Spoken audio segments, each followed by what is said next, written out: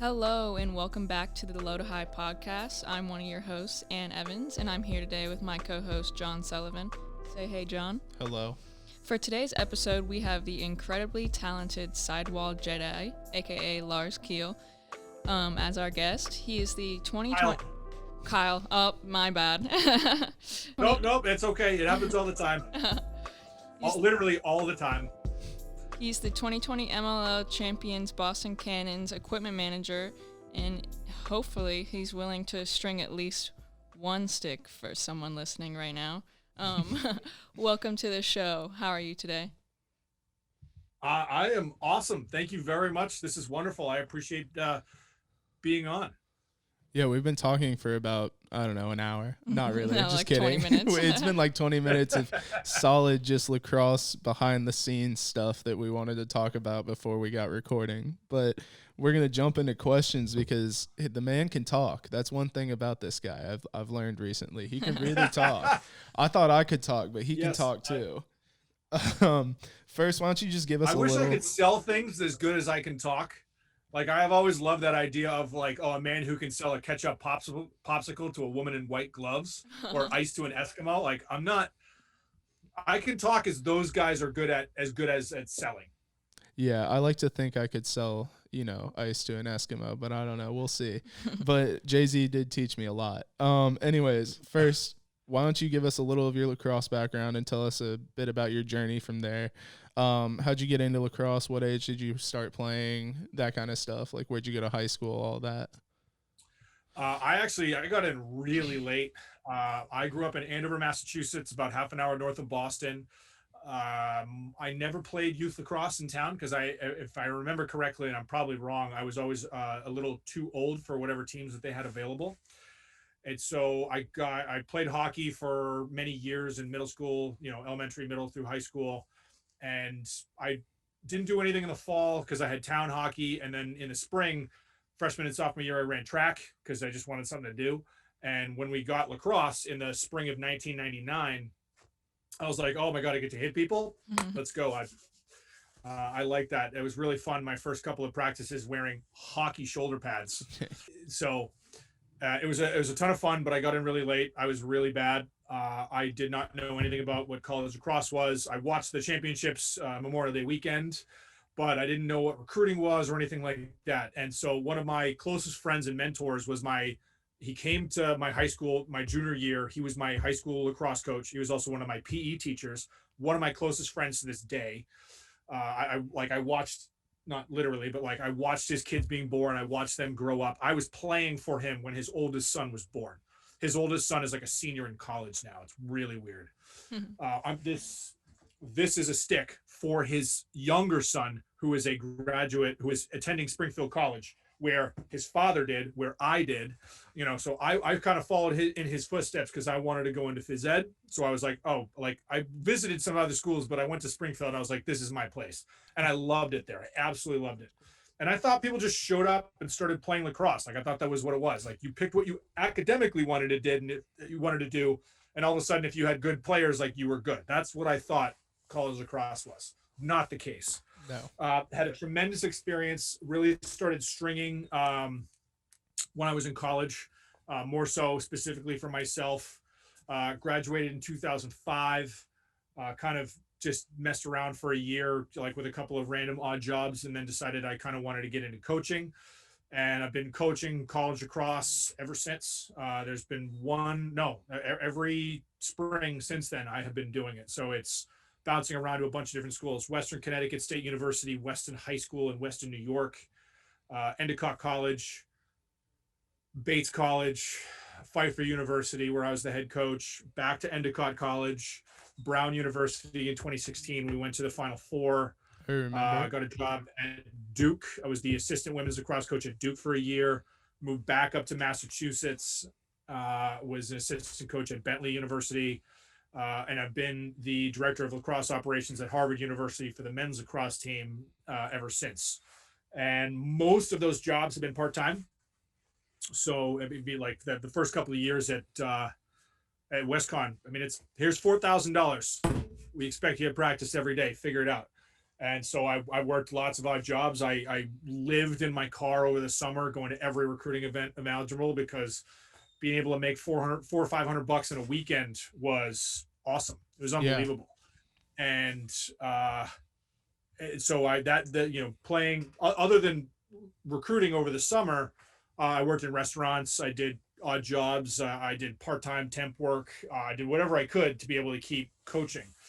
And the stringing aspect kind of came into it. As soon as I started coaching in college, I started, trying to string for the players that I was coaching. And it's really incredible when you have this kind of hobby and this passion that becomes directly applicable to how well you do at your job. And in this case, how well the people that you coach do at their job on the field. And I worked at a Lacrosse Unlimited for a couple of months. Didn't really, that just the distance of where I was and where it was. Wasn't able to work there throughout the season in that very first year, but I learned a lot. I certainly progressed while I was there. Shout out to Paul Kim, my manager, who I hated while I was there, but he was definitely a positive influence in the long run on being like, you're stringing for yourself. You need to be able to string for other people. Yeah. That's something I had because that was huge for many years when I really started when I was doing it a lot for myself, like I didn't know how to string for somebody else. Me too. And it grew and grew and grew and grew. And about when I moved back up to Massachusetts in 2017, I was like, okay, I think the lacrosse, people had obviously been doing it for a long time. Lacrosse Unlimited was making lots and lots of money. I don't think they make as much anymore because it's become so much more accessible to the masses.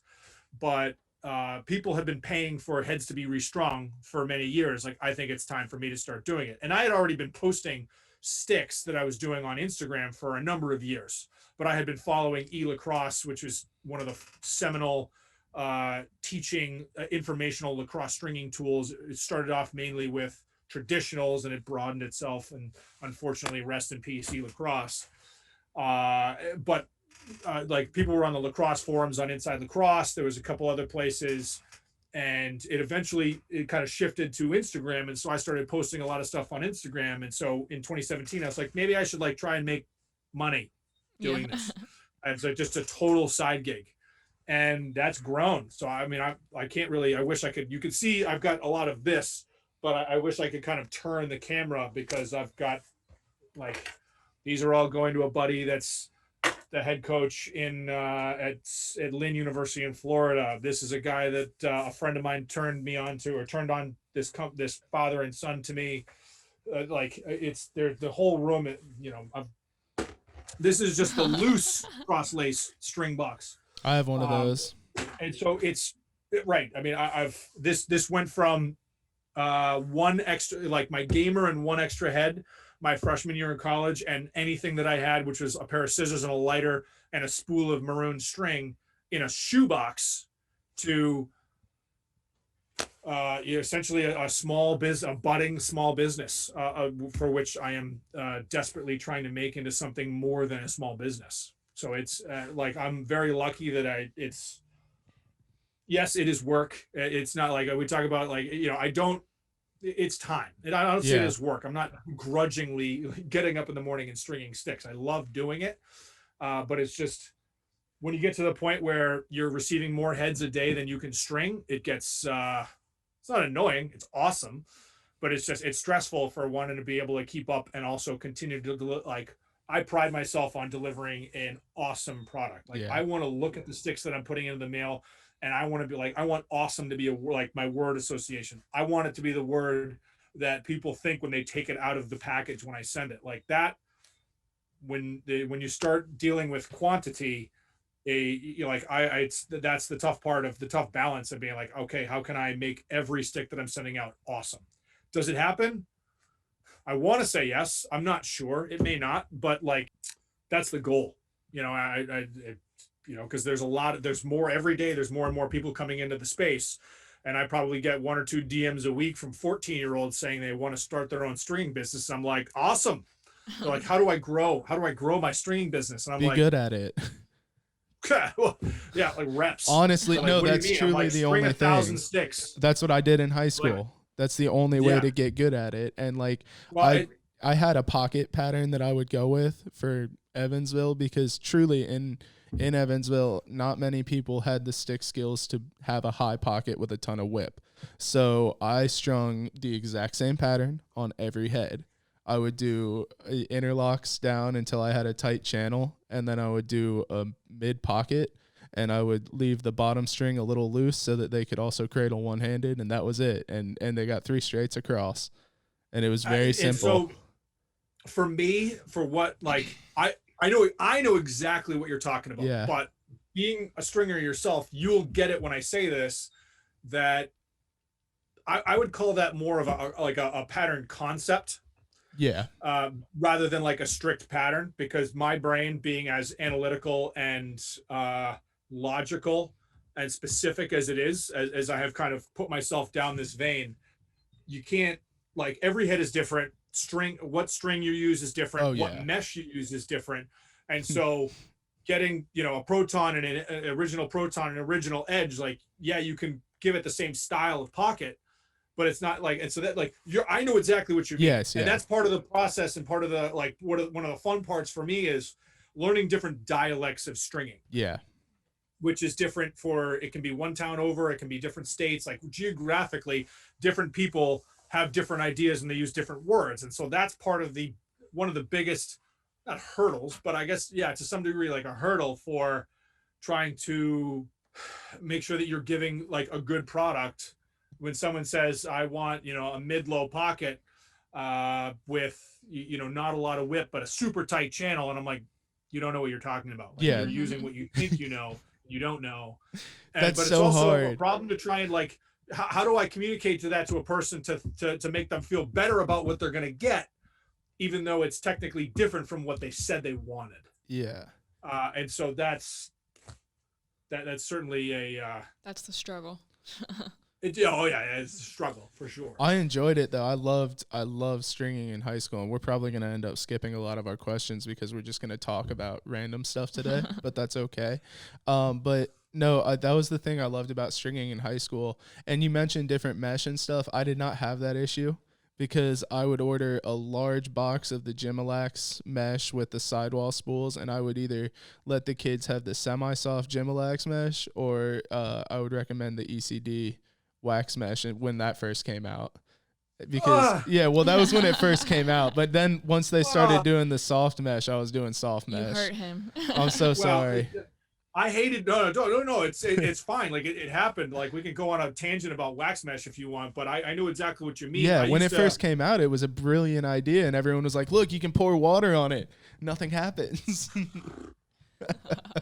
I first started, like, not as like a side business to like make money and go through the internet, but there was one of the camps that I worked every year for about 10 years. It's called Blue Chip 225. This is it's not exactly a showcase. It's bigger than a showcase. We'd have 400 or 500 kids show up a week, and at its peak, we had about 500 kids a week for rising sophomore, rising junior, and rising senior camps. And with that many people, my boss, like, who was a good friend, he would buy 20, 30 grand worth of apparel and sell it, and obviously make a huge profit off of it. Yeah. But I got him to he allowed me to string out of the camp store. And so I had my recruiting responsibility. So, and once the last game was done, I knew that there was always going to be pizza. So I never had to worry about eating or drinking. Yeah. They'd sell pizza and sell drinks. And it's 8:00, last game's done. I would go sit in the camp store till probably 2 or 3 o'clock in the morning. It's great when you're doing this when you're 25 and you don't need as much sleep. And so I had his sons and daughters ran the store, and they were in there all day. And so I would give them the order sheet, and people would come in, they'd fill out the order sheet, they'd leave their head, and I would just come in and crank them out until I was done. And I basically, this is when these camps used to be 4 days, like Monday to Thursday. Yeah. So I'd have Monday night, Tuesday night, and then hopefully there weren't many on Wednesday night, because that was that was when the director took all the coaches out. So I might show up to the beer and wings at the bar down the street, but I was able to make like an extra $500 or $600 a week just on stringing sticks. And so I would get Jimma Hard and Jimma Soft, And then once Jimmy came out with semi-hard, oh That's god, I not- never bought hard again. No, yeah, I Because never that was it touched offered hard people mesh. the hardness that they wanted, but it was actually still usable. There was one year I went through Stringer Shack because I was too late to get everything from Jimma, and their stuff was good, but they had hard and soft. That was about it. And since the inception of performance mesh, it opened up a whole new world of possibilities in performance and possibilities in pocket shape. But wax mesh is a hilarious topic because I honestly, like, I don't know, like, Greg Keneally and I have talked via DM. We've walked by each other dozens of times at LaxCon. We've never shook hands and looked each other in the eye and said, "It's good to finally really meet you." But we've talked. We've talked through DM a number of times. And I absolutely have to say, like, I'm not throwing shade when I say this, but the first pockets that he was putting out when he really started ECD were not great. And the number of heads that either were the ECD patterns, or someone's like, yeah, Greg from ECD strung this for me and it doesn't work anymore, and I had to fix them, because so many kids would look at guys like I think I'm about the same age as like Mikey Powell, and watching the same thing, like watching what Mikey Powell could do in college, and then for the few years that he played professionally, you see what he could do, and people are like, oh, I can get a stick, and that stick can, like, they can throw fakes and box fakes and sky whammies and all, like, fake shots and stuff. You can do all that stuff, and it's great, but you can't throw a 3-yard pass, an 8-yard pass, a 20-yard pass. Don't get me started. I honestly believe that wax mesh just sold itself out of the market. It did. Like, it walked, like, once people understood, like, after 2 years, 3 years, 4 years, and again, my hat is off to Greg Keneally. Every stringer everywhere owes him, to some degree, a debt of gratitude for what he has done for stringers, for bringing mesh out there. And obviously, I can't say his name without talking about, like, Jake McCampbell, for what he's done with String King. String King, Jake, I worked with Jake in goalie camps over the summer for many years while he was still a player at Bowdoin. I coached against him for the years that I was coaching in Division III and played Bowdoin, and had to figure out how to score goals on him. And so I like, we don't talk all the time, but like, for what Greg and for what Jake have done for bringing performance mesh into the world, and the trifecta of that is Jimmy Van Loon, who's the man behind Gimalax, and specifically now the man behind Mesh Dynasty, for what he has done, which nobody truly understands. I wish I could go into all, I know he doesn't want me to, but I wish I could go into all the reasons why nobody knows who he is, but everybody knows who he is, because 95% of them, like, including everything ECD and String King has made, like, all that aside, only 90% of the meshes that has ever been made has been made by that guy. Yeah. And so we, like, for these groups bringing mesh into the 21st century and what you can do with it, and using, like, space, I don't want to say space age, that's probably not the right word, but using, like, contemporary materials to bring, like, the how far we've come in the last 10 years is, like, looking back to what they used for the 20 plus years before that. I know. It's mind blowing. Once leather got out of there, hard mesh took over, and it was there for 25 years. And then people were either using leather or hard mesh. But that first 25 years was awful. Yeah, I know. Yeah. And then, still awful. Yeah, unless you really knew how to string, like, your own stick, you had just a factory strung stick, which was the funniest thing when kids would show up with the factory sticks, and then it would bag out with the first sign of wetness, and they'd be just throwing straight into the ground, and I would be like, please let me string your stick. And factory stringing is actually how I first got into stringing, because I looked at the pockets on factory strung sticks, and I would undo the strings and redo them just to learn, like, how to actually put it through the sidewall and tie down something. And then once videos started going out on YouTube, I actually learned how to really string, but that was all trial and error. Well, and that's what, like, I love that there are those videos on YouTube, but it just, there's a lot, like, there are very few people who give, like, the why rather than the how. Yes. Like, I love the why. What? I love the why. Like, tying down your sidewalls tightly is something that a lot of people don't explain why, but you and I know, because if you leave one loose, just one, it'll over time make that side much looser than the other side, and you'll start throwing off. And people don't realize that every single time you pull a link down, you have to like really just crank it and pull as hard as you can. I remember, I feel very fortunate that I have a great relationship with STX, and that they are like all the companies, like the major OEMs of like Warrior, Maverick, and STX are the big dogs today. True is getting into it, and True's doing some really cool things. Epic is really cool. Signature is doing some great things. There's a bunch of other smaller brands that are starting up. Which I think is great. Competition is good. We want more of it. Yes. But STX, I think, is one of the few that is really, while they have not done a ton, they're not, by done a ton, I mean investing money in it. They have, I feel like they have done more than the other companies as far as promoting stringing as something that everyone should take seriously. And I remember watching the old like Brendan Mundorf tutorials on this is how I string my stick, and it's just like, this is one way to do it with one head, one type of string, and one piece of mesh. And like, that's great. But if you're not Brendan Mundorf, is that the right stick for you? Yeah. That's the thing about player pockets that's always been weird to me. Like, I never bought a player pocket. I would try a couple different things, see what I liked for a specific head, and then go with that for myself. Well, I think you were in the minority for that situation. Oh, yeah. Because there's so many young kids that are like, that want a player pocket. This is the Paul like, Rabel head. I want to be like Paul Rabel. I had a friend.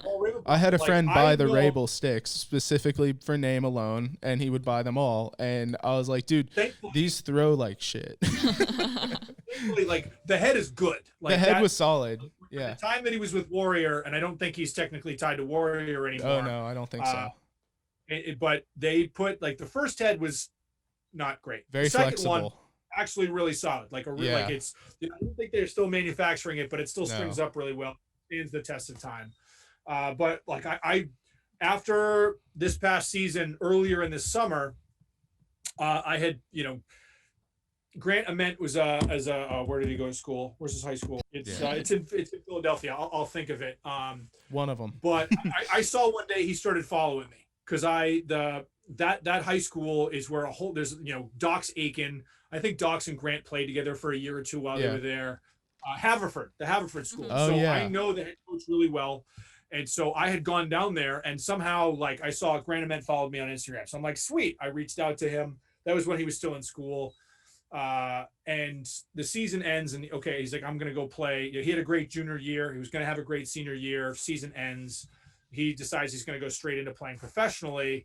And so I reached out to him. I did a couple of sticks for him, and he didn't end up. It was actually because of my relationship with STX. They were like, I was like, hey, like, let's send him some surgeons. Like, he's the, prototypical kid that would want this kind of head.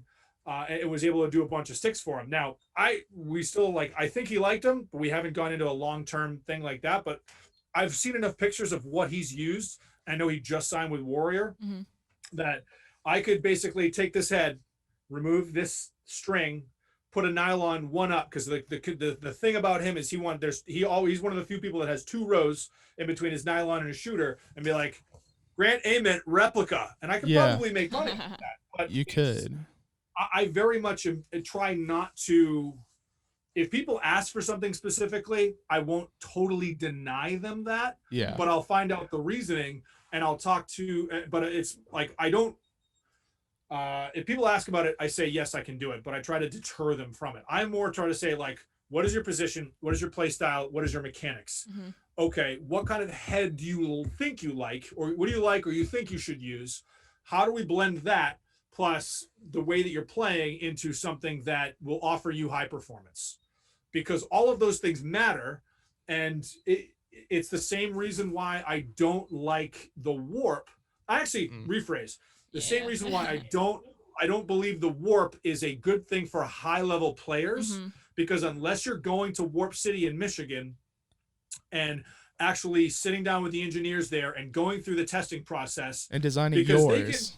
In like an hour, they can create one of those heads. Like, it's, they put all the numbers into the computer, they hit go, they go have lunch, they come back, and the stick is popped out of the machine and it's ready to go. That's insane. Now they have, and I've never been there, but from what I've seen, is they've got, for whatever heads that they can currently make, like they're doing an Evo or a burn, they've got lots of prototypes of different that have different characteristics and qualities. So unless you can go take all of those and take, like, I want the hold in this one, I want the pocket shape in this one, I want the like the release feel in this one, you put all that together, unless you're that guy, you're using a stick designed to be generic. Yeah. And or designed for somebody else, like for whatever, like the Burn Pro 2 Whip 3 low pocket, if that's what Rob Pennell uses, that was the one designed for Rob Pennell, and that's what we're just going to say is that pocket. And if you think, if you're Rob Pennell, that stick is great for you. If you play kind of like Rob Pennell, it might be okay for you, but I wouldn't recommend that to somebody who's like an inside a midfield finisher, shooter, or a midfield shooter or something like that. Whereas I do, for the sake of having a stick that throws, the Warp, specifically like the Warp Next, not the Warp Mini. I'm talking about something they can actually use in games. The Warp Next, which is for entry and maybe not even intermediate.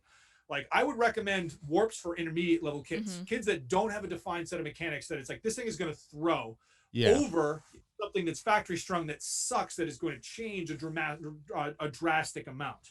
I think String King makes by far the best pre-strung, complete factory stick, strung stick for entry and intermediate level players, because I know it's going to throw. I know it's going to work. Is it going to change? Can it change? Yes.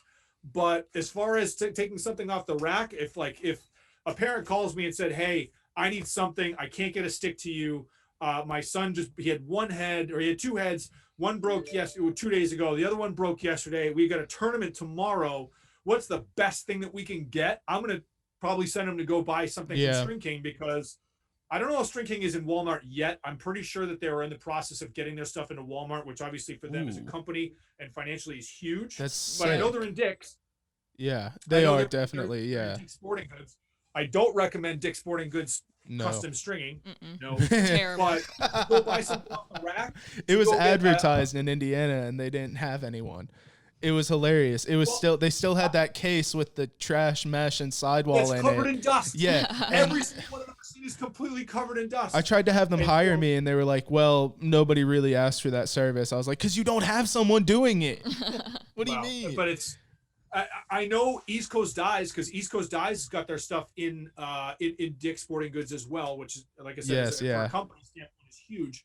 And I know, like, they've actually spent the time and the resources of sending somebody around. I don't know, not to every Dick's in the country, I think a lot of the ones in Maryland, to be able to educate the people that work there on how to string, to have them have some idea of what they're talking about. If you have no idea, like, the tough conversation for me is the dad who knows nothing about lacrosse, who wants to buy a stick for his son, but know what to do. Very inquisitive, and he wants to ask a lot of questions, but he doesn't even know what questions to ask.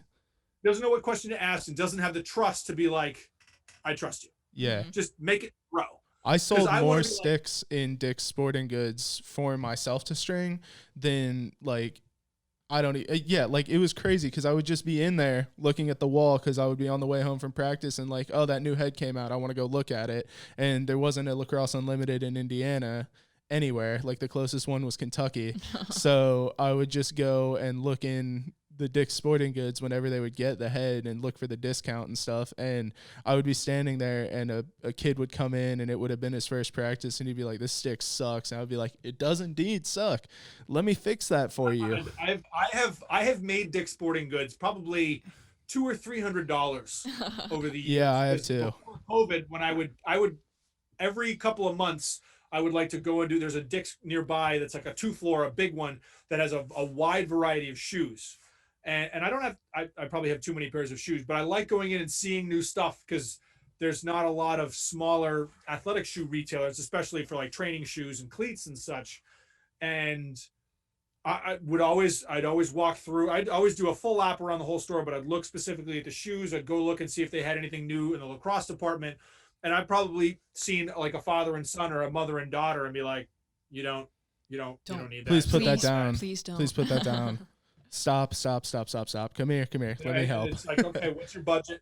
Oh yeah, I'll outfit an entire kid while I'm standing in Dick's Sporting Goods. I'll be like, no, you don't want that helmet. This one's better fitting for you. Come here, let me put it on you. Let's see the fit. And I'll be like an employee, and they'll be like, do you even work here? I'm like, no. No, I just care. I do not. I just don't want you to have a bad experience. Yeah, I want you to love this sport like I do.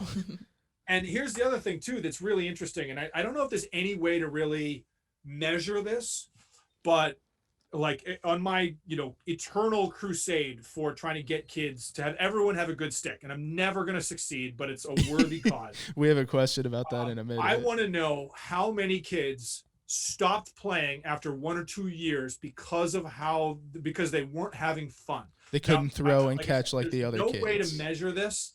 I don't think there's any metric that you can follow that will even give you a close, because it's probably like this applies to kids everywhere, because there's coaches that don't know anything about lacrosse. There's dads who are get signed up to coach because they don't have somebody who knows what they're doing. And that's fine. Let's have the teams. Like we can, hopefully those dads want to have some level of education and learn, even though it's tough and it's a whole new thing. But, and also the fun part about it is that those guys that think they know more than they do, but we won't get into that. But how many kids start playing lacrosse, get a factory strung stick, they don't have a good experience because the stick isn't easy to use, and it should be easy to use. Yeah. Yes. And they play for a year or 2 years and then quit, and they're like, I just didn't like the sport. Well, why didn't you like the sport? You could have a jerk for a coach, and that's fine. But how many kids? I mean, I honestly think I think it's in the because we're from a North America, including Canada, from a North American perspective, men and women, I believe we have at all ages, we have over 1 million active participants in the sport. Because I think in the United States, it's just the United States, it's over like 700 something thousand. Yeah. Of all ages. We're not talking about just youth. So you add Canada into it, and we're definitely over 1 million people. And so it's in the tens of thousands, I would think, a year stop playing because they're not having a good experience. I mean, and specifically because they don't have something that makes it easy for them to have a good experience. Like 6-year-olds not having a good experience because they can't catch is not because they can't catch. It's because they're 6 years old. Yeah. And they're on the motors, and they just need to learn how to pick up ground balls and throw. And that's what it is. It's herding cats. Yes. Yeah. Bobbleheads. But for 9-year-olds, 10-year-olds, 11-year-olds, 12-year-olds, they have the motor skills. They're playing town league lacrosse, and they're just using a stick that they don't know how to use, or the ball is hooking off the shooters because it bagged out because it wasn't strung properly.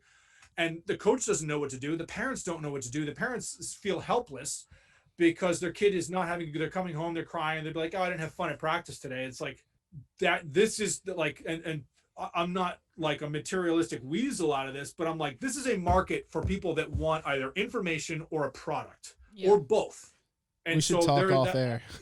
I think you and I have a business to get started at some point. Yeah. Yes. You've already got the Sidewall Jedi, but I mean like one that travels around and teaches the value of stringing or something like that. Well, yes. And that's why, like I can tell you, I don't remember the exact date, but I remember the time, like this logo, like this logo up here. Yeah. And this logo that I have here are two, I made them myself. I did them in Photoshop, and then about, I don't know, within the last year, I paid somebody on Fiverr to create them in as a PNG image in Illustrator, because I didn't want to learn how to do that. Yeah. Fiverr's great for that. Yeah. I got you next time. If you want to spend $5 or $10 on something, like Fiverr is great. You can Fiverr's actually sick. find. And so I was at Bates, and I watched the movie The Guardian with Kevin Costner and Ashton Kutcher. It's about basically the master and the apprentice in the Coast Guard, and there is Coast Guard rescue swimmers, and the Coast Guard rescue swimmer motto is "So others may live." And so I was like, that is the coolest thing I've heard in a long time. And I was like, that is like, I somehow figured out "so others may throw." Like that's the purpose of what we do as lacrosse coaches, and what I do as someone who strings sticks. I actually really like that I a do lot. too. So I was like, okay, I need to turn it into Latin, because Latin is cool. Yes, of course.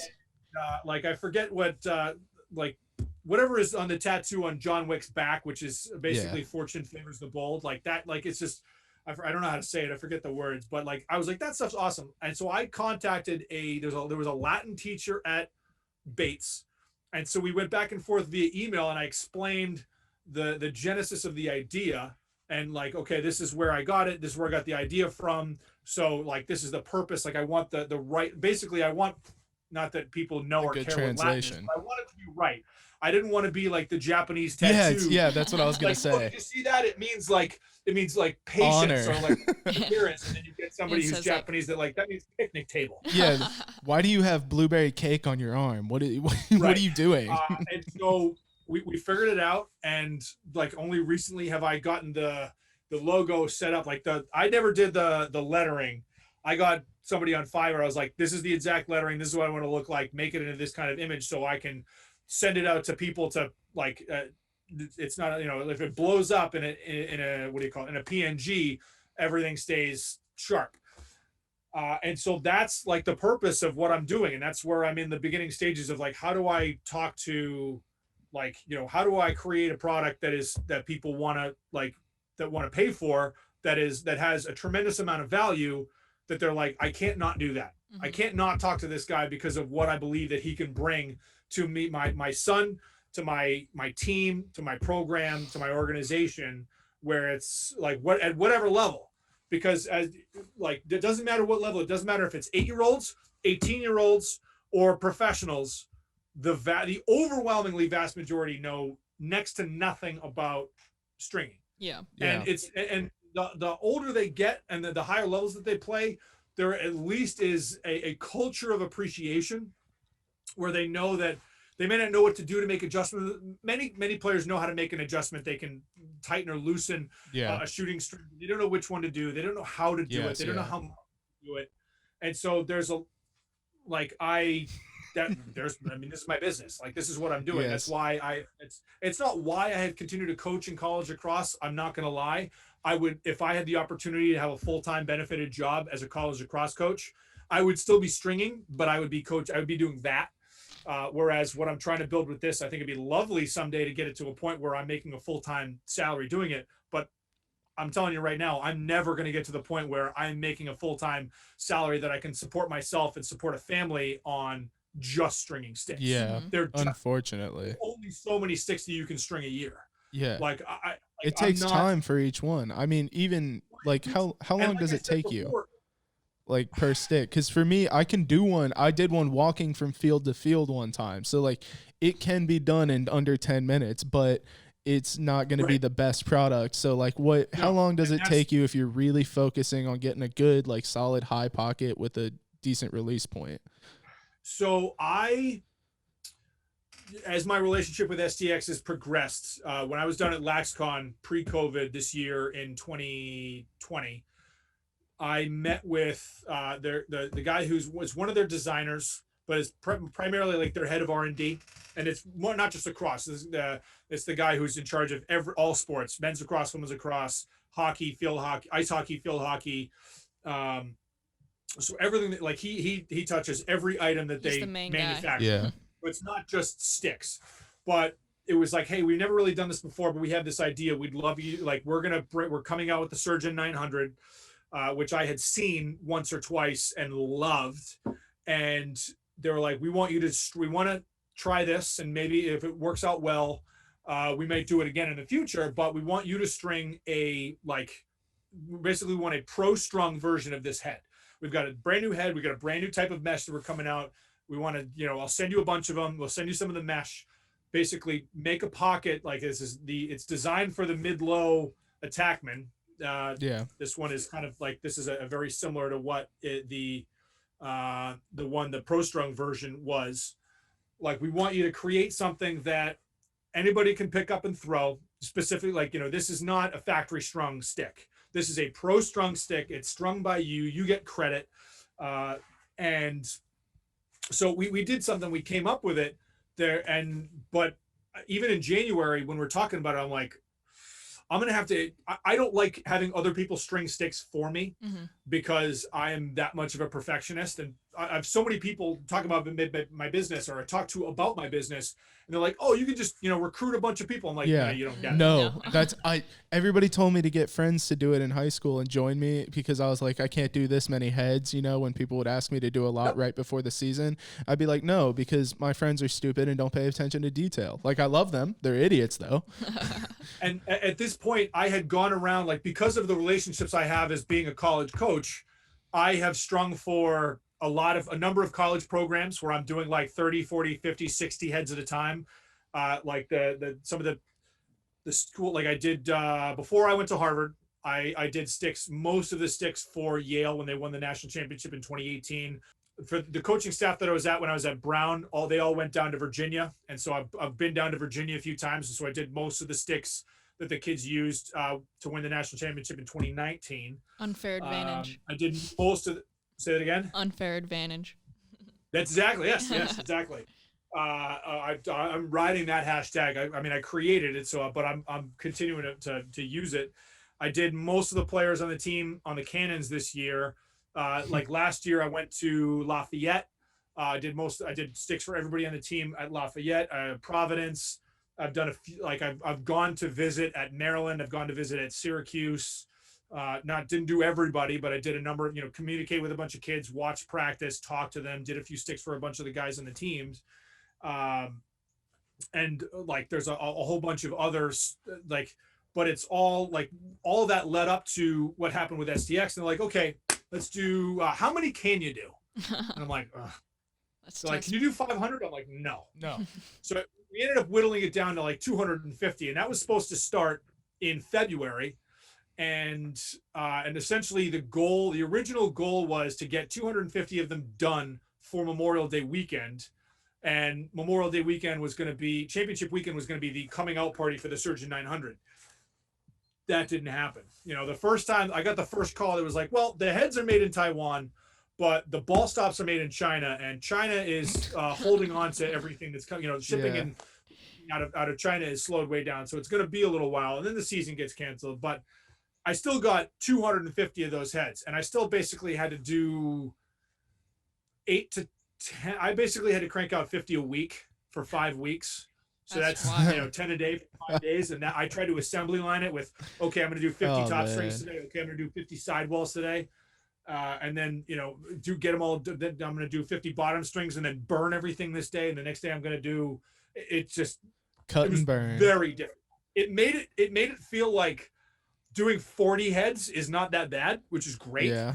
But it's, unless there's, I have a lot of friends. I'm in a number of group chats on Instagram of purely stringers, and it's very much stringing nerd heaven.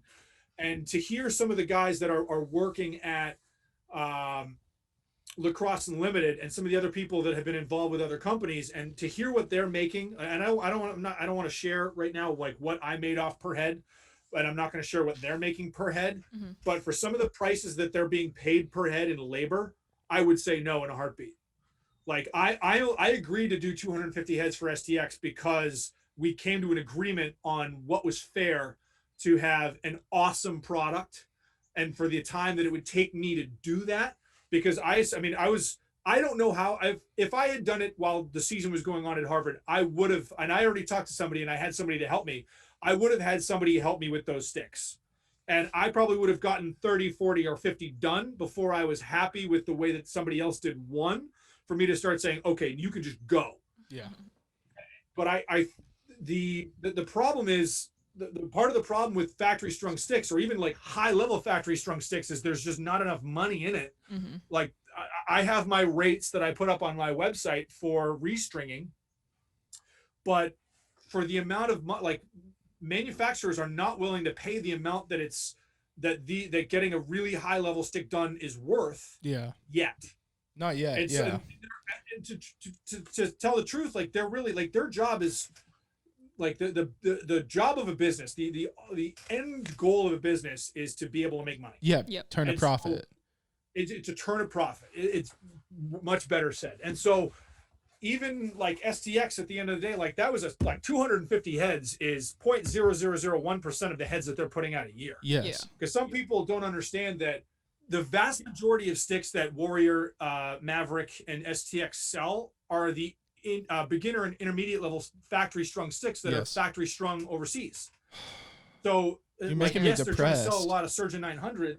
But this is but people don't know this, and so that's I know, why I and it bothers me. It's the world we live in. And I totally get what you're saying because. Well, and that's why, like, I've had the conversation, like STX, like I feel confident. I confident saying that I know that STX has made moves to improve their factory stringing. Mm-hmm. Is it where it needs to be yet? So that every one of those that comes out of a container ship is awesome? No. And I've told them that, but I know, like, the conversations I have with the people, like that guy that I was saying that's like the head of R&D, he's the guy that goes to China and goes to Taiwan, once or twice a year to check in the factory to make sure things are actually happening the way that they want. Mm-hmm. But like, there's only so much that you can do. The amount of money to pay people over there, so that random Joe American in Dick's Sporting Goods in Nebraska is getting a stick that'll work right off the shelf. These are not billion-dollar companies. No, these are like small-scale, multi-million-dollar companies that are trying to continue, especially in the pandemic. They're all in bad shape right now because nobody's buying anything. Retailers are saying don't release anything new because we have a don't send us product. That we haven't sold. Yeah. It's crazy. Like, I can't wait for in the next 12 to 18 months how many sales there are going to be on really good products, because the manufacturers have to eventually give out new stuff. So it's like, all right, we've just seen sneak peeks of the Kinetic 2. Like, I'll take Kinetic 1s at half off. Yes. Thank you very much. I will too. Great head. So so that's why, like, because of the differences in pricing and how much manufacturers are willing to pay to get stuff done overseas, and how much value players in the United States, boys and girls, can get out of having something that's strung really well. There's this niche where, like, people like me and others are making money stringing sticks by people sending them to me in the mail. Like, when I first started in 2017, the thing that really helped me actually run a business and be able to make some money off of it, and obviously it's small change, but I was coaching part-time at Bentley in the women's team, but I was working full-time for a club lacrosse team in Massachusetts. So I was coaching at Bentley, and I would go coach at Bentley, and one night a week or 2 nights a week, I was driving out to Springfield because we had teams in Springfield. Another 1 or 2 nights a week, I was going to practice. Practice, thankfully, was like 2 to 4. So I'd get out of practice and then I'd drive down to Central Mass, and go to practice for a few more hours. Like, I put a lot of miles on my car because just to be able to be at practice. But thankfully I could, most of the time I was just working from home, because most of it's just basically data. It's, phone calls and emails and communication. But I was able to, there was a number of different basically silos of this club. We had people on Cape Cod, we had people on the South Shore, we had people in Central Mass, we had people in Western Mass. So I had 1,000 kids in this large club that had all, like, basically pooled their resources to pull from to be able to start, like, making money off restringing, selling heads. And it has grown, and especially since putting it out there on Instagram for the people that follow me, to be able to, like, I restring sticks, you ship it to me, you pay for it online, you ship me the head, I restring it, I ship it back to you, bada bing, bada boom. And so that because it's taken me years to get to the point where I'm doing as much business as I'm doing now, like, it takes time. It doesn't automatically happen because I coach for a pro team and I coach in college. Like, because the problem is, like you said, you wish you could get access to more people. Like, I would love to be able to go out and talk to every youth group, but it's just time. How can I do that efficiently? Yeah. How can I do that efficiently in a pandemic when I'm not supposed to be talking to other people? Yeah, or near anyone. Well, that's why I think it's stringing. The questions you have on your No, we've got like 3 that we'll actually ask you, because we've kind of hit all the points. Yeah, but we're going through it. Like, we've hit all the points, but we haven't answered any of the specific questions. But that's okay. Okay. But well, then I interrupted you. What were you about to ask?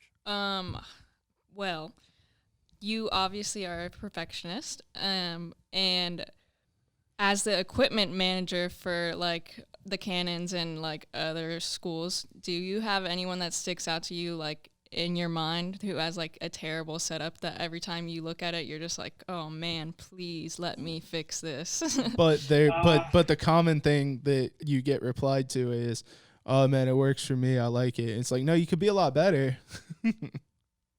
Yes, I've certainly got a lot of, well, it works for me. And I've got to very much depending upon my relationship with that player.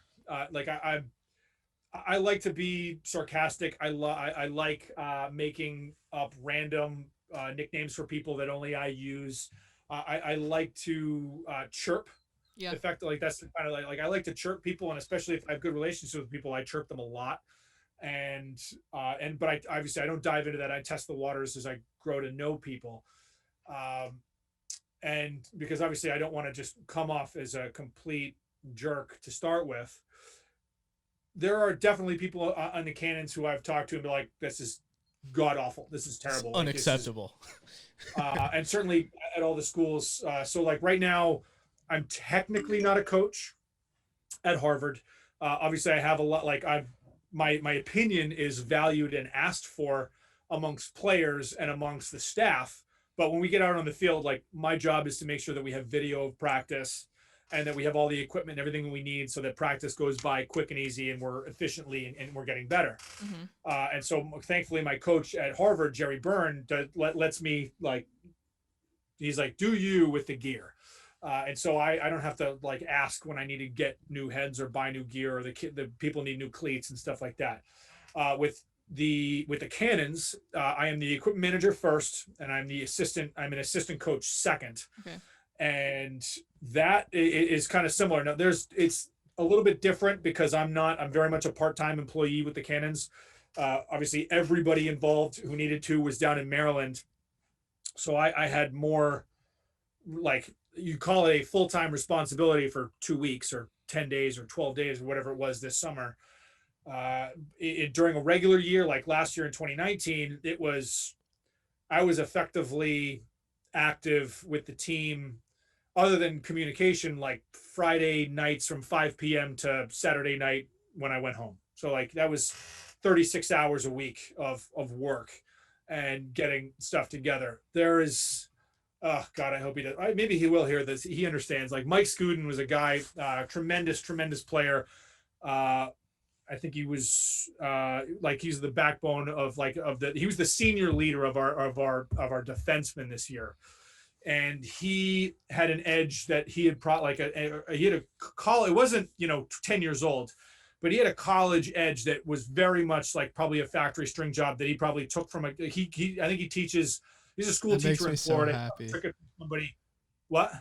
Just the edge that makes me so happy. I love that head. Seeing one in the wild is hilarious. I started chirping him last year because we had a good season last year. We made the playoffs. We flew out to Denver.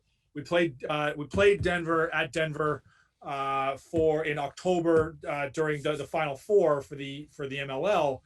And at one point he picked up a ball and he was trying to like split attackman on the ride, and he tried to toe drag and bring it back, and the ball rolled out of his stick. And I'm like, dude, I was like, we got to get you a better setup, like, and you will be able to pull off that toe drag. He's like, I can't do it with this one. I was like, look what you just did. And so I was able to give him something this year that I don't know if he tried to toe drag anybody, but he definitely had a stick that he could use. Use a little more handles. Yes, I love that when you give somebody a stick, and they're not. I love when you give somebody a stick that you've just strung that's really good and they're not used to it, or like when somebody will pick up your stick and they'll be like, "Yo, this is it just throws dimes," and it's like, yeah, because I string a stick that throws dimes. Yeah. I don't aim for like a giant whippy pocket that I can toe drag everyone with, but like it'll still hold. I like the noises people make. Yes. Ooh. I like it when they're like, if I'm out there on the wall and they're like this, and they're like, oh. Yeah. Yo, this is butter. That's my favorite compliment because, that's the thing I say about my sticks. They're buttery. Like they throw where you aim. And that's another thing. Like I said, like I want someone to look at the sticks that I do and be like, this is awesome. Yes. But I want them to go out and get on a bounce back or get on a wall. And I want, like, I know it's not going to happen all the time, but I want the word easy. Like if I ask the question, what is it like to throw at this stick? What is it like to use this stick? I want easy to be like one of the first words or a variation of that. Like butter is very similar. Butter is an appropriate response. Because it's just smooth. It's so smooth. Like it's easy. Like this is, it's like this was naturally made for me. I'm like, yeah. The best stringing compliment you can get is somebody using that head in a game that day. Like I brought a stick. One of my friends, we got our gear for peace, and one of my friends exclusively used a Maverick tank that was factory strung, and it was the most disgusting thing I've ever seen. No, and I would get mad every time I touched it. And when we finally got our gear from Peace, we got the String King Mark II D, and that's a great head. I love the D head. And I strung mine, and he used it to practice before the game, and he was like, ooh, I like this a lot. He was like, can you string me one? I was like, yeah, go ask coach for the mesh, bring it to me, and I'll string it tonight. And we got there. He was like, I can't use it for the game, man. I can't. I was like, take it out, warm up with it a little bit, and try it. And he was like, all right, I can use this for the game. And he played with it for the rest of the year, and it made him significantly better at like ground balls and things like that, because it would just roll into the pocket instead of bouncing off the ball stop, because it's like trying to scoop with a frying pan. That's the equation I make, is it's like trying to throw with a frying pan using a factory strung stick sometimes, unless it bags out. And then there's the point that I try to be very, like, one of my, very specific crusades in stringing education is, if your stick bags out, in my opinion, which is mine, it was not strung properly to begin with. I agree with that opinion. That's why I have so much. Like I have a tutorial on my Instagram, on my IGTV, of how to pound a pocket. Yeah. And the full one, like it's maybe 7 minutes long. I had to cut it down because I made it before I hit 10K on Instagram. And so it had to be under 10 minutes. But I made a full tutorial that's like 24 minutes long on how to pound a pocket. Now I realize it's way too long. But as we've established, I can talk and can keep going. And I want to make sure that I'm not leaving any stones unturned. But people, I say that and they're like, wait, what do you mean? And I'm like, you have to. There was, I went down to the Face Off Academy National Showcase last December, and so I've met Greg, I've met Jerry Raganese, and so the guy who's the Face Off Academy director of operations is a good friend. He's a Springfield alum. He played it, 10 or 15 years before I was there, but like he was like, hey, do you want to come? Like, do you want to come? You can sell your stringing. Like, do you want to talk? And I was like, yeah, absolutely, I want to talk. So I had 5 minutes to talk to, and there was 200 face-off kids there, massive indoor facility, lots of parents. And so like from 8:05 to 8:10, like, Greg Granlian stands up, talks to the people who are there. Like, okay, so this is very important. This guy knows what he's talking about with stringing, Lars. And I'm just everybody shut up and listen. Well, I was like, okay, everybody raise your hand if you have ever had a stick that you got a brand new stick restrung, face-off stick, a regular field stick that you were throwing. It got restrung, like you got it strung, you got it at a store or wherever it was, and it's awesome. First day, absolutely awesome. And the second day, still awesome. Like third day, a little bit different. And over the course of the next 2-3 weeks, it throws completely different. You have to change your mechanics. It's not the same, and you don't like it. Raise your hand. Everybody thankfully raises their hand, and I'm like, good, because if you didn't raise your hand, I would call you a liar. Okay. Oh yeah, next. everybody's had one. How many of you have ever had a stick that you brought out to practice, or like on Monday it was great at practice, and then Tuesday you bring it out to practice, it starts raining, and then all it becomes of a sudden, awful. The stick gets wet, it starts throwing straight into the ground, like it just bagged out because of the water. Everybody raise your hand. I'm like, everybody raise your hand. I was like, good, same answer. Yep. I was like, in my opinion, every single one of you are using, or at least have used sticks that were not strung properly, because I string sticks for the Cannons, I string sticks for the guys at Harvard, I string sticks for all the other college programs and other people that send me heads and other club programs that send me heads. Like, they're getting sticks that they go out, and that doesn't happen. Yeah. Because of the stuff that I do before I give it back. That's the thing I pride myself on. Thank you very much. Too. You guys have a great night. Parents, I'll be over there if you have any questions. And that was my 5 minutes. And so there was 15 or 20 parents that came over and talked to me. Like I got a whole bunch of business after that day. But those are my like those are the questions that if you don't answer yes to those two questions, you haven't been playing lacrosse long enough. Yeah. Because there's not enough good stringers, there's not enough good well-strung sticks, and there's not enough good stringers to get everybody well-strung sticks. So that I can ask that question to any random audience, and everyone doesn't raise their hand. Yeah. Because every team that I've ever been a part of, the vast majority of the team is gonna raise their hand for those questions, and probably everybody, at least at some point. But even at the pro level, all the guys in the cannons, 75 to 90% of that team does not string their sticks and barely know how to make it. It just it's not something that, like, for those guys that are like in their late 20s, like I'm 38. So you like understand, because you were talking earlier about like Jim Hard and Jim Soft, like people that grew up, if you care, like, playing lacrosse in the 90s and the 2000s, like the kids today don't understand the struggle of like trying to pound pocket with or find a real like find a good pocket. I took this out of a head and restrung it this morning, and it's like, that's ridiculous. This is double thick. And look at the U. I know. Look at the U. Like, that's the other thing. This was a factory stringing on a stick that was strung 10 years ago. The thing that I think points to a well-strung stick is if you can have only straights. Like, if you have to incorporate a U for hold or something like that, then, you know, it's not well-strung to me. I think if you have a stick that has good hold, a great release, and can throw accurately, that's the complete package. And if you can do it with only straights, I think that's even more impressive, which you can do nowadays, but only the really good stringers. Well, I think in 2010, when the rule came around that they sharpened up the rules as far as dimensions of heads, and they got rid of the V or the U shooting string, I was on both sides of the fence of I want this to happen and I don't want this to happen. And I know there were not many people who were with me on the I want this to happen, but like I initially I was like, this is the worst thing ever. How can they do this? But very, like, within a couple of, like, to the point where I think I wrote a couple of emails. I don't think I ever talked to anybody about it, but I think I tried to write an email to the head of the rules committee to be like, this is ridiculous. Now, being in coaching as long as I have, I've been very lucky in some of the stops where I've been on, where my head coach has been involved in NCAA procedure. Sean Quirk, who's the head coach of the Cannons, I worked for him for 4 years at Endicott while he was on the selection committee for the Division III National Championship. And one thing I can say about people in the NCAA is like nothing is flippant. Nothing is like, okay, well, let's just flip a coin. Like, let's get out of here. We've been here talking for too long.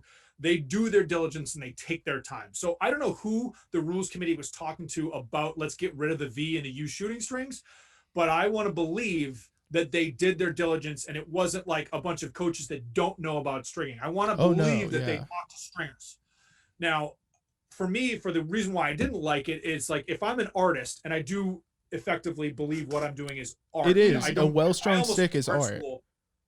I almost went to art school for like graphic arts or studio art or something like that. And I chose phys ed, and I don't regret that decision in the slightest, but I don't draw the way that I used to because this is what I do. But it felt like being an artist, a painter, and you're telling me I can't use a certain color of paint. It's a different medium, but it's still art. So that's like, that was why I didn't like the idea. Like, you telling me I can't do something, but I quickly was like, if we can't use shooting strings, people are going to have to get better at stringing pockets. Yeah, which I loved. That's the realization that hit me. Too many people, and I think it's still to some degree to this day, to people who don't really get it, like, especially like, say, people who strung sticks and played back in the 90s and early 2000s, who like stopped playing and they're like, well, I wish I could use the V shooting string. And I'm just like, well, fine, I'm not even going to get into this argument because it's not worth it. Yeah. But too many people would string a pocket and then rely heavily on shooting strings for how the stick is going to throw, which I think is the opposite and way hold to approach the ball. The way that I look at it is 85 to 90% of everything a stick can do should be able to be done without any shooters at all. And that last 10 or 15% is literally just dialing it in. Is feel, how you feel the ball coming out of the stick, and shooting in the respect of velocity. So I can string Oh God, I don't know where it is. I didn't prepare for it. I don't know where. I don't know where I have it. I have a Torque. I have an original. Maybe it's like a Torque 3. It's an older Torque that's almost 2 balls deep. Yeah. And the only thing I can do with it is shoot, because I have to put my hands down at the bottom, and I basically swing it like a baseball bat. Yeah. With as much force as I possibly can, because it's going the opposite direction if I try and throw passes with it. But I strung it for that purpose. But if you string a stick, I feel confident that you should be able to take the shooters out of any stick that I do, and you can go play a game with it. It won't feel the same way. The release timing might be slightly different, but effectively you don't have to change your mechanics to be able to use that in a game. That's my personal belief, and what I try to have other people understand and believe in as well, because like everything about what I'm doing with the sticks that I'm stringing for guys that I coach specifically, or when I go out there, I was like, my goal is high performance. I want it to, for a 6-year-old or a 16-year-old or a 26-year-old playing professionally, I want the stick to be awesome.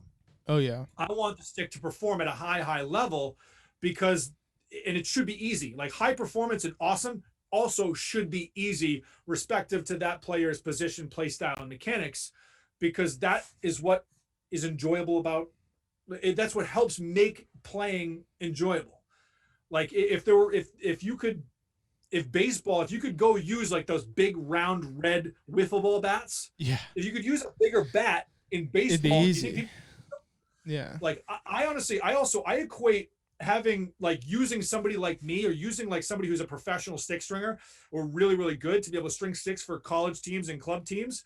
It's the equivalent of a Major League Baseball team hiring somebody to produce composite bats for their players. It's also the equivalent of hitting the wall and stuff like that. It is necessary, because if you have players using bad sticks, they're not reaching their peak performance. And that's the thing when you talked about youth players getting sick of playing. Well, yeah, if you're throwing into the ground every time and your teammate has a well-strung stick and he's throwing perfect passes, you're gonna get mad. You guys might have the same mechanics and you've only been playing the same amount of time, but you're going to get mad.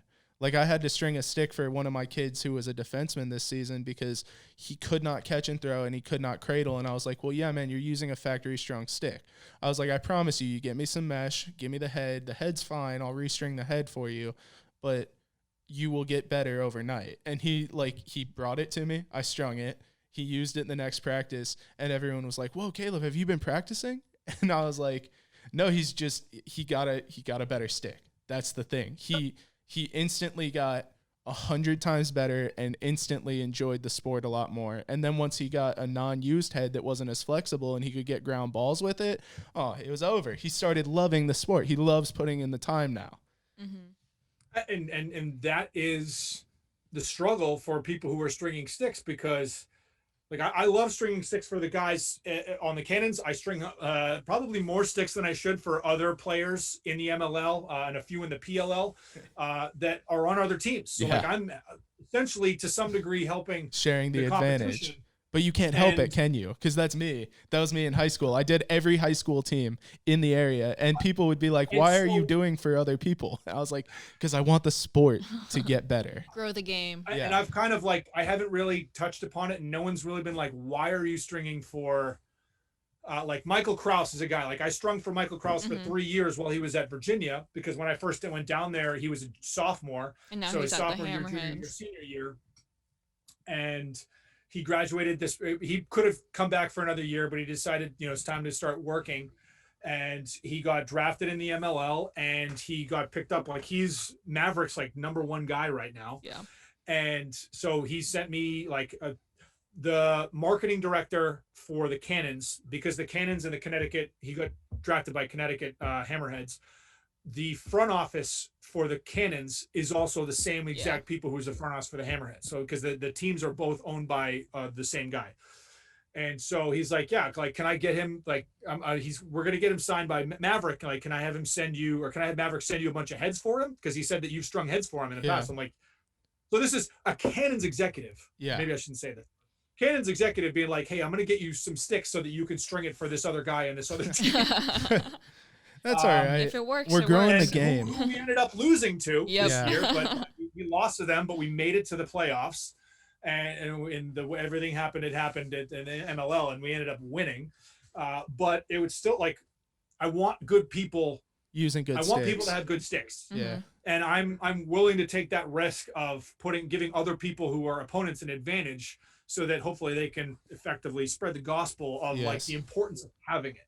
And it's professional players is such a small niche market, and it's great. And I try to do that so I can kind of help grow all the rest of the markets. But the target market that we're talking to about who needs well-strung sticks is like 8 to 10-year-old boys and girls. Yes. You know, in the United States, because or just youth league in general, because people start at all age.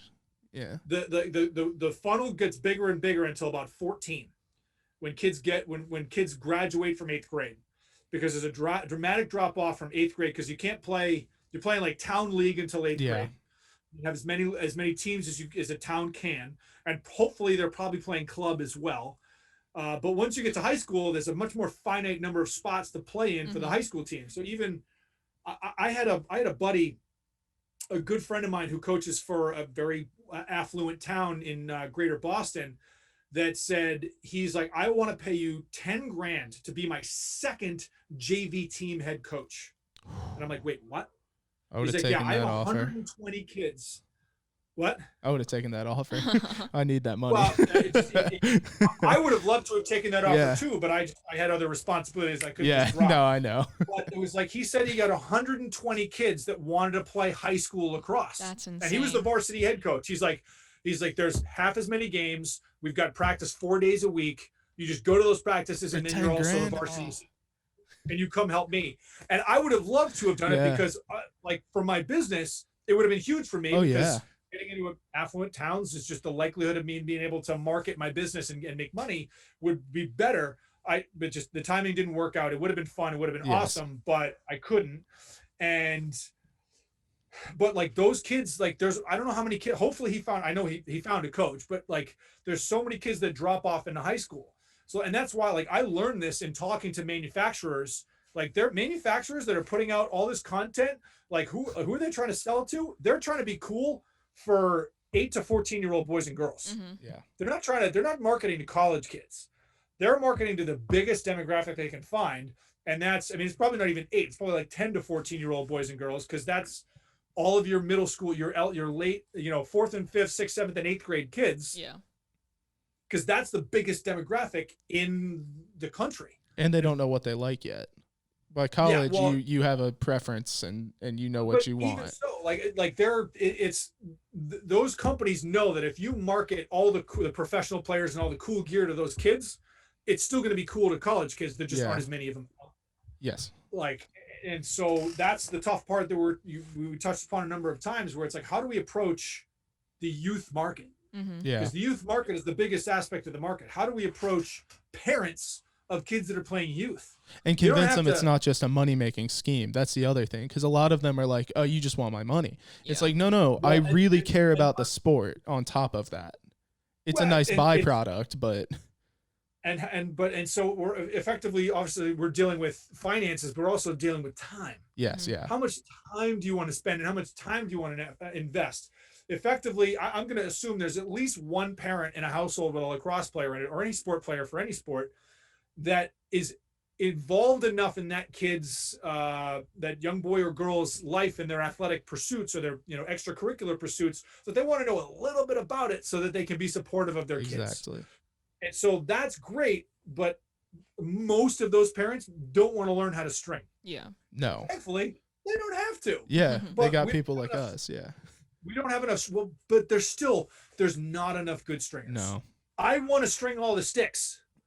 I want to be able to say, like, if I could guarantee myself 1,000 sticks a year where I'm making a rate that I feel comfortable with, I would probably say yes. I'd have to say no to a lot of people. Yes. But if I know that I could make like 40 or 50 bucks a head on materials and labor for that many that's 1,000 sticks is what is 52 weeks a year. I've done the math. I'm just forgetting about it.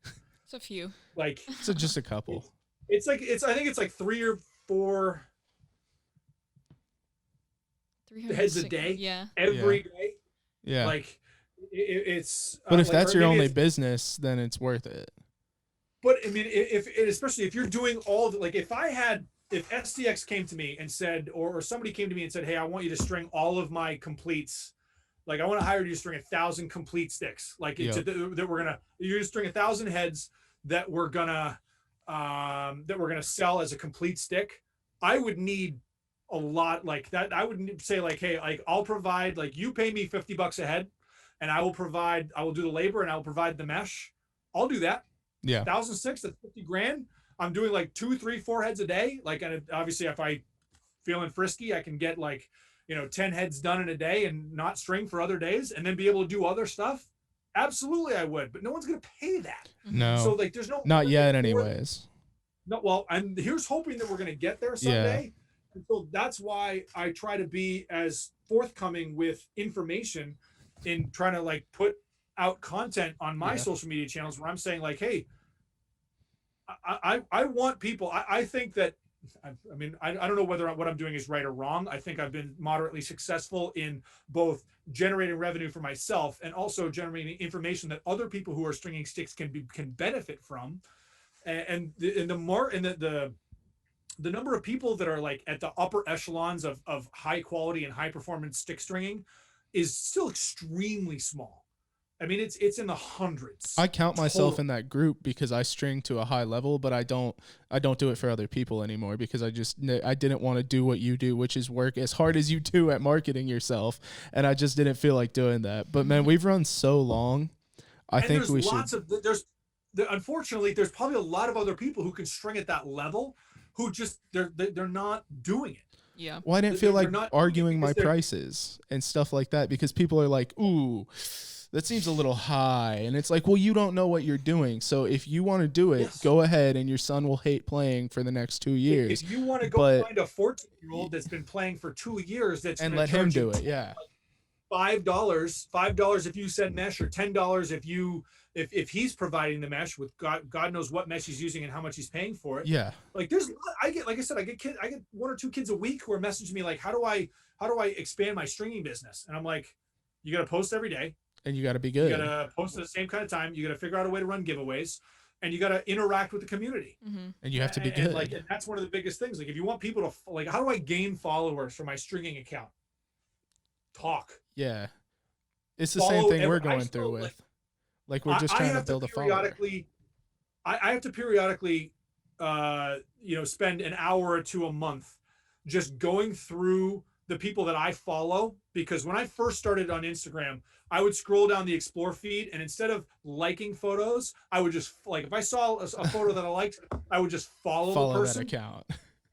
And so I don't know what the maximum, like, I don't know if you can follow more than 7,500 people, but I'm somewhere probably in the 7,000 plus range of people that I follow.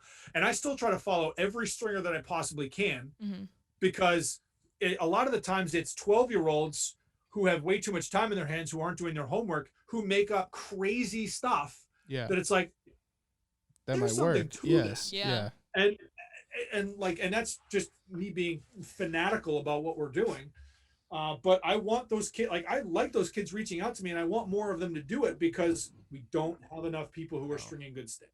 Yeah. And I'll never discourage someone, but you can help them. We're an hour and 39 minutes into this recording right now, and we haven't really even talked about women's stick stringing. Yeah, I know. Because we can talk about it forever. Yeah. I mean, like, the most recent change, mesh, like, is a decade or more behind what men's are. They just got mesh. Yeah. Just the mesh. In the men's game, it was somewhere in, like, the mid to late 70s. Everyone was using wooden sticks. Yeah. So, like, let's just, I know I'm getting these numbers wrong, but let's just say hypothetically, in 76, there was no plastic heads. In spring of 77, the manufacturer started making plastic heads, and 10% of the men's playing population was using them. In 76, in 78, 90% of the population was using plastic sticks. Yeah. And then in 79, it was like virtually 100%. It was that fast. Women were using wooden sticks into the, like, late 90s. Yeah. And there's St. Stephen's, I think it's St. Stephen's St. Agnes, which is I think an all-girls prep school in Virginia. As far as I know, I believe they have to, like, and I love this, if you play lacrosse there, all the way up through elementary school and middle school, you have to use a wooden stick. That's You can't so use cool. a plastic stick until you That's get to high school. awesome. Which I hope that's a story that I heard. Obviously I didn't go to school there, but I've talked with people that did, and like I had moved back up to Massachusetts in the fall of 2017 when I was first starting my relationship with STX, and I was talking with some of their women's reps, and they're like, change is coming. Like it's a matter of time. It's not a question of if, only a matter of when. The U.S. Lacrosse IWLCA is going to say mesh is allowed, and so like here's some so you can start experimenting, and so obviously everyone like me just started taking men's mesh and started figuring stuff out. The first few iterations of women's mesh was like basically runners, which you can have good performance with. And it's gone to the point where now we've got women's mesh that has big holes at the top, and then sometimes there's medium holes, and some of them have small holes. This is a piece of epic. That was a men's mesh thing for a little while too, like half 6 diamond, half 10 diamond. It was Yeah, Ruby hilarious. mesh. Jim Relax came out with Ruby mesh, which never really stuck. No, it did not stick, but it was funny. It was funny. It was funny. Vortex mesh is there's. I remember that. Yeah. You had to string it totally different. Oh yeah, you did. Yeah. Basically throw everything out the window because it actively had a very different feel and release and stuff. Yeah. And so you had to change how you strung it, and I don't think enough people really used it to the effect that it could be. Always funny when people used it in reverse. Yes. Yeah. It's just, and so in the women's game, if you are over the age of like 24, the only thing that you've ever used is a tennis racket. Yeah. Now, Literally. like, I don't know. I forget exactly when, most people don't know that Gary Gate is I believe the owner and operator of Lax Pocket. And so that is by far the best off the rack, or was, I should say. I don't know what it is now, but like for many years, it was by far the best off the rack option for women to say, hey, I just walk into a store, buy a stick. They could just kind of pound it a little bit with their hand or press a ball into it and maybe tighten the shooters a little bit. And that's better than any other factory stringing that you can get out of the, you can buy. What women were using forget the 80s, like even the 90s and the early 2000s, like there was just like, okay, like I can cradle now. And now it's like, okay, instead of having a stick like this, it's like that. So there's east, west, the ball's rolling around everywhere in the stick, but at least there's some kind of like hook in it, but it's still a tennis racket. It's still like balancing an egg on a spoon, or no, sorry, balancing an egg on a pie plate. It's crazy. And so what women have available to them for high quality stick stringing now is the jump that they've made in the last 5 years. Literally game changing. Anybody that listens to this, I challenge you, or I'd say go watch Jen Adams highlight videos. There are not many of them, but the things that Jen Adams did for Maryland back in, I think, the 90s, the late 90s or the early 2000s, when she was still playing. I forget when she graduated, but she played for Maryland when in Maryland's like first dynasty for Cindy Tinshaw, the head coach, who I believe is now at Navy. Oh, by the way, Gary Gate, assistant coach on that team. People don't understand that Gary Gate has more championship rings than anyone in the fingers world. and toes. Because everyone forgets that he has like 7 national championship rings for like, because he's been coaching women's lacrosse longer than he's been coaching men's. Yeah. Yes, he has. And so the stuff that she was doing with a garbage stick compared to what you can use today, just a flat, absolute flat, is insane. Yeah. And looking what Kylie O'Miller has done in the last couple of years when she was in college, and for the unfortunately short and hopefully extended someday professional career, the things that she can do are blowing people's minds because she had a good stick and she could do more with it. Yeah, it's just like putting the stick in a good. What Kayla Trainer has been able to do is mind blowing, and it's certainly it's not just. There's Kayla. There's so many women's players out there. Far too many to name. Taylor Cummings. Like, you don't get to be a three-time consecutive Tewarton winner like one tremendous athlete. I don't think she gets enough credit for that, but she is a absolutely tremendous athlete. But obviously she plays, she does an extremely good job on both ends of the field, but you got to put up points. Yeah. Like I love to see a goalie or a defender. Like there's been a very few defensive players or goalies that have won like player of the year for their respective division. Jed Raymond is a friend of mine who he played for Middlebury in the late 90s, early 2000s, who was like Division III player of the year. That doesn't, like, you don't get defensemen who are player of the year in their division anymore. But it's like Taylor Cummings doing what she did, and Kylie Oemler, and who was the other one we just said?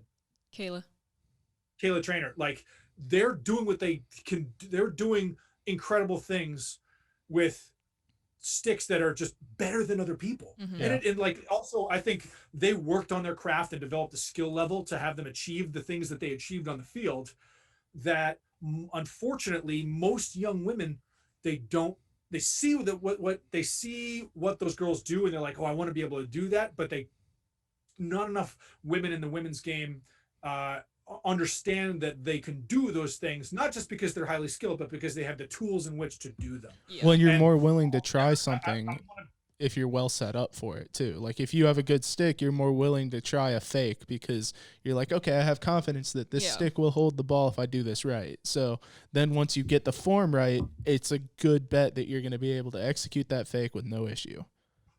And I want to be very clear. I will never, ever say that women are unable for doing these things. They're all totally capable. Oh yeah. It's just, and this is an opinion. I don't want this to be held as gospel. Like for the 2 years that I coached women's college lacrosse, I was blown away by what these young ladies were doing. But I was also blown away by the inequality in what they had to use. Yeah. So the year I was at Duke in the spring of 2017, and that was 6 months before US Lacrosse and the IWLCA come out and said that you could use mesh. So everyone's using traditional sticks. Now it was before. I don't really string. I string like I have a half traditional, half mesh for women that I do. You can do it for men's, but I've never done it for a men's stick. Like those are awesome. The performance is unreal compared to what girls have typically used. I don't do them very often because they literally take like 90 minutes to do well. And it's tough to carve out that time, especially it's like, yeah, I want 10 of those. I'm like, no. But we hired somebody who who strung sticks and worked in a lacrosse store down in North Carolina. We got everybody. I think we got all the girls 2 heads. When I tell you that I brought out a backpack, I had my kit. I wasn't stringing a lot of sticks the year that I was there because I had a lot of learning, a steep learning curve on getting into the women's game, especially at a high level. But I brought out a kit to practice every single day. And when I can tell you, if we had 100 practices that year, from when we got those sticks, at 100 practices, I had to spend anywhere between 2 and 10 minutes throughout the course of the practice fixing one of these sticks that we purchased for the girls that year because they were not done well. Yeah. Like by the end of the year, most of the girls' sticks had glue everywhere. Jeez. Because I can only do so much if we're in the middle of a drill and a knot comes undone. I can't just retie it. It's going to come undone again. So they're covered in glue, and it was very, very frustrating for me. And so, and then the year later, going back and coming back to Massachusetts and coaching at Bentley, same thing. Only like these are young ladies who had not played at as high a level in. They were great. The NE10 is by far the most competitive conference in Division II for women's lacrosse, and so they had steep competition. I mean, we were ranked in the top 20 in Division II, and like we were ranked like 15th or 16th in the country in Division II, and we were in like 6th place in the league. Jeez. Ridiculous. But they had even less of an idea because of just where they had grown up or what level that they had played in high school and who was their coaches, and they just don't know. Like I would let them throw with the stick that I had my own. This is one of the first sticks that I did for myself. This is like the half mesh, half traditional. Pretty. And I took one of the shooting strings out of it because even I couldn't throw with it with the second shooting string in, but I can shoot effectively 90% as hard with this as I can with any men's stick that I have.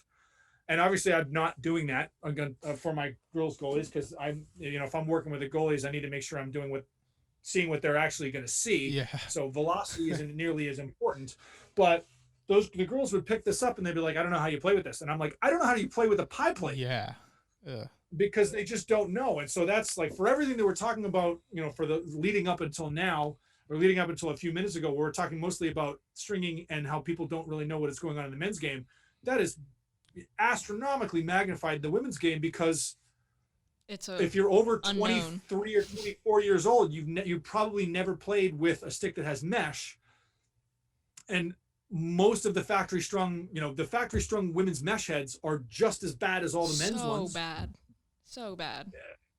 I got a factory strung mesh head, and literally, like, the pocket was the whole ball sat in it, and I was like, I can't even. It's illegal. This is so illegal.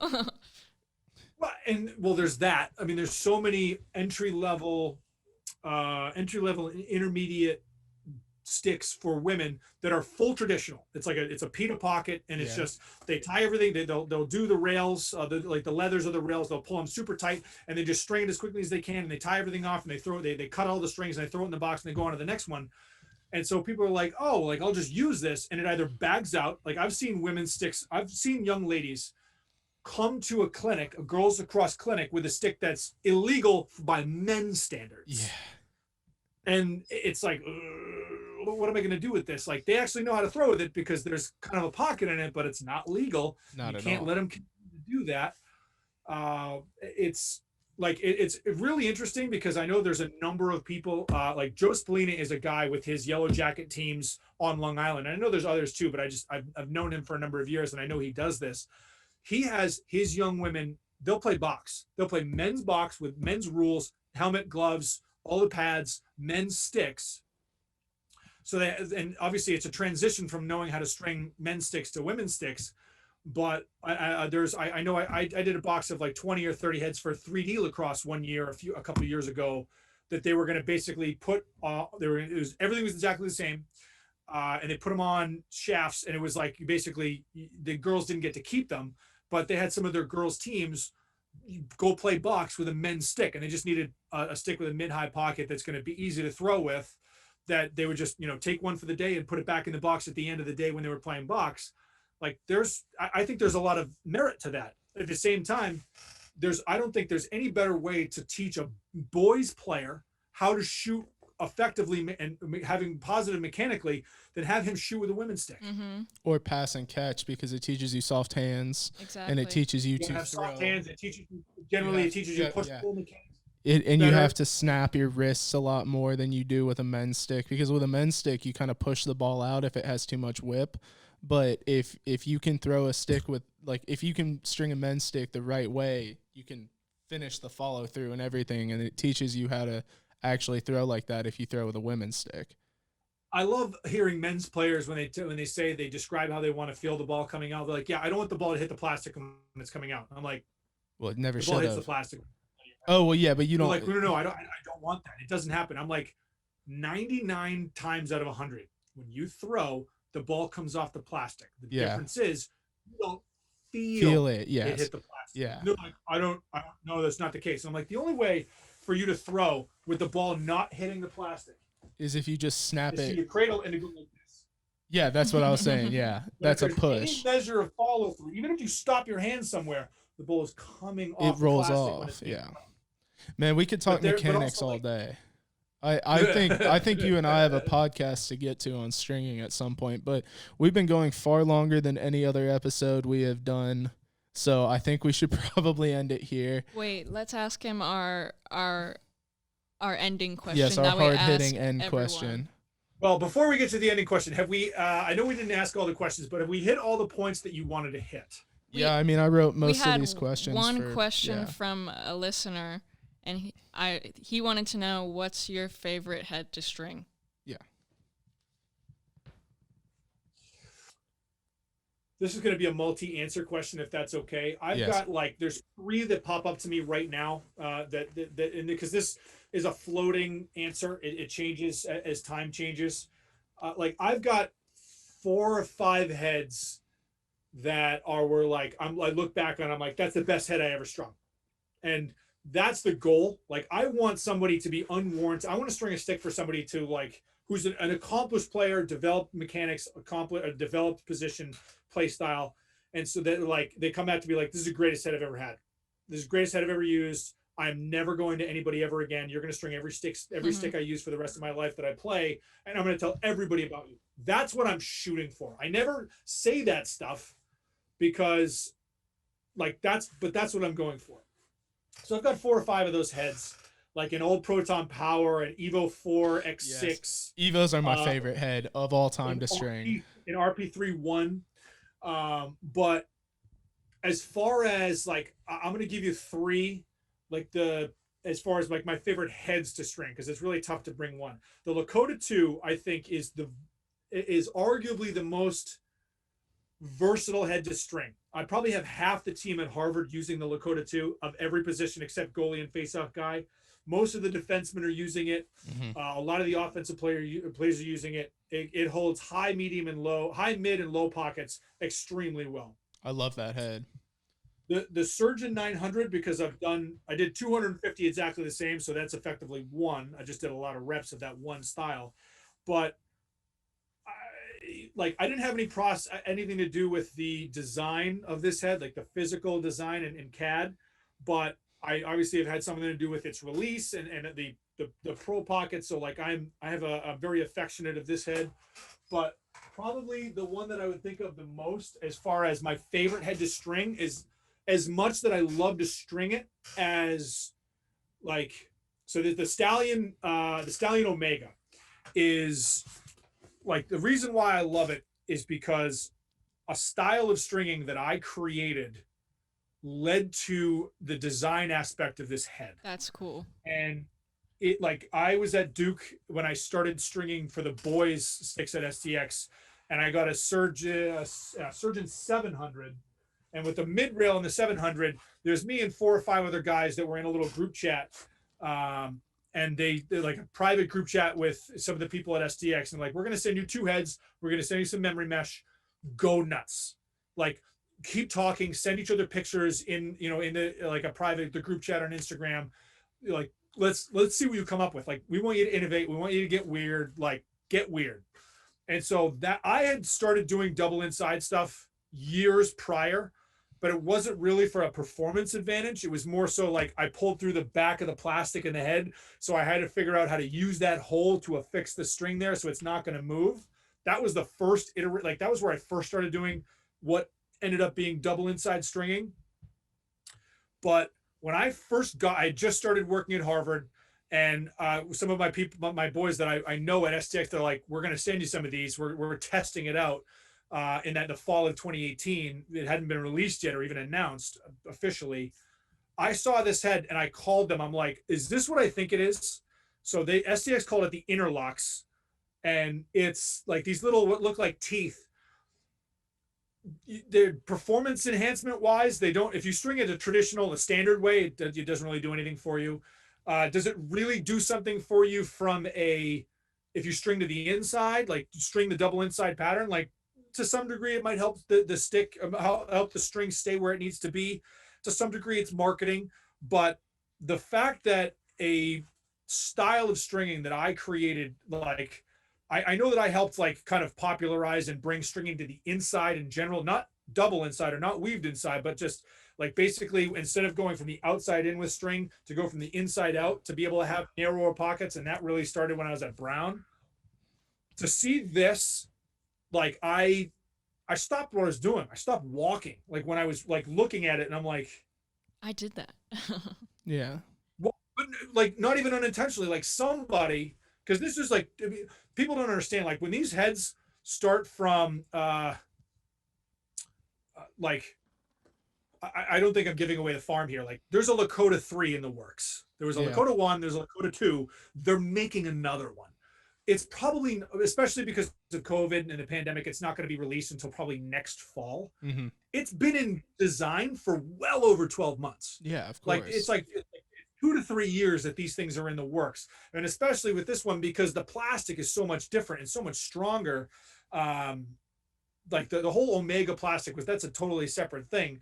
But for me to see that, like this, like I had nothing to do with the design of this head, and somebody somewhere thought it was a good idea for them to integrate and figure out and design something that the style of stringing that I created to use that on a head.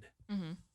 Like this is going to be one of my favorite heads forever because one, I think it's actually a great head. I think this is versatile. It holds low, medium, and high pockets. I love the top string too. And like you can do fun stuff with the top string. Like like my favorite head to string. Like I don't go out of my way because this is about a year old now. It's still a very high end elite level head. People still want it. It's a little bit more expensive, so that turns people off. But I know STX has done a lot of work to help. There was breakage, and there was a lot of people complaining about like it's a $120 head. It's got stiffer plastic. It's supposed to, you said it was never going to break, and STX like, we never said that. Like every head breaks. This head still breaks less than people think it does, but because of the price difference, there was a lot of hubbub about it. The Surgeon has the same interlocks. I can't know how to say it. Like it has that has the same inside where you can do the inside interlocks. Where you can string it to the inside. Yeah. But this one's the first one. So as far as like what's my favorite head to string? Nice. Do you remember I think they were Tribe, those heads that were literally like the most flimsy head ever. Tribe 7? Yes. Yeah. Yep. All right. That was it. I just wanted to know if you remembered it. That guy is hilarious. I know they sold a lot of heads because he was selling them for 40 or 45 bucks a piece. But the best part about those heads was that guy, that like the old guy, and all those YouTube videos that he made, like he ran over it in a Jeep, increasing the verticality of your game. Real talk. It's like, yeah. And he would be cradling one-handed with a stick straight up and down. The worst idea to ever try and get kids to learn how to do. And he would literally go in cradling. He would stand in a phone booth and cradle in a phone booth, come out and be like, still got it. Well, I can do that too. I can do that too. I just string my sticks. Well, no, man, that's hilarious. I just wanted to know if you remembered those. Because like if you got them even slightly warm, which most games are on turf in the summer, even slightly warm, it just became unusable. It was just unusable. Well, the Beast, before Greg signed on with ECD, Greg Renlian, they had the Beast 7. The Tribe 7 Beast 7 I remember that. And kids actually used it. Yes. There were kids who used that in college. I know. Like most of their heads, I would say, like, if you're charging $45 a head, you're not going to get an elite level market that's going to buy the head, but people used it. Yeah. All right. Well, so I'll let you plug your social medias and any groups you're working with. Okay. Instagram is the main one. I get a lot of people who DM me on that. I have a lot of communication with that. It's at Sidewall Jedi. Twitter is the exact same thing, at Sidewall Jedi. My website is sidewalljedi.com. Go figure. And that's my email is lars@sidewalljedi.com. And I string sticks. Like I do a lot of that stuff. I coach college. I try to be a resource for other people. I know you guys interviewed Sean Quirk recently, right? Yep. Yeah, he was our most recent one. So I mean, he's one of my best friends. I've coached with him with all the years of the Cannons now. I think we're getting close to coaching together for 10 years. Jeez. So I know, like, I doing a lot of stuff with him, with Peak Pro Sport that he's just coming out with. I do a lot of stuff with STX. I love those guys. They have great products, but I work with a lot of different people. I work with the Cannons. Check out some of the Canon social media for the gear guide videos that I put out. I saw one of those yesterday. We put out one yesterday for the Surgeon 900. Those are always fun. Those have been great experience. But that's the thing that I want to try to get people to understand. But like they can have sticks that will change their life and change the way that they can experience this game for the better. And that's not everybody, because there are people who do have good sticks, but the vast majority of people that don't. I want to let people know that I want to string your stick. I probably can't. I can't string everybody's, but there are other people that are good at this. And hopefully finding somebody that can be local is great, because then you don't have to worry about shipping, and they can help you. Yeah. If you're in Raleigh, I'm around. There's people everywhere. I've got people from, I'm sure I don't have 50 states now, but I'm probably working on the mid to high 20s. Yeah. Of people. I've shipped to Mexico. I've shipped to Canada. I've shipped to Poland. I've shipped to England. I think Germany as well. Awesome. I think I got a box over here that's got to go to Sweden pretty soon. Like, people play lacrosse, and Oh, yeah. we want to make sure that everybody has what, whether or not I'm the one that strings their sticks. I want everyone to know that they can have great sticks, and it'll be transformative. Absolutely.